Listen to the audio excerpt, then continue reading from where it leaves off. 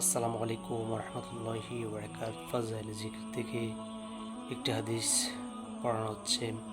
হুজুর পাক সাল্লাল্লাহু আলাইহি সাল্লাম ইরশাদ ফরমাইয়াছেন, যদি কোনো ব্যক্তির নিকট অনেক টাকা পয়সা থাকে এবং সে এইগুলিকে দান করিতে থাকে এবং দ্বিতীয় ব্যক্তি আল্লাহর জিকির মশগুল থাকে, তবে জিকিরকারী ব্যক্তির উত্তম হইবে ফায়দা আল্লাহর রাস্তা খরচ করা যত বড় জিনিসই হোক না কেন, আল্লাহর জিকির উহার হইতে চাইতে কি উত্তম।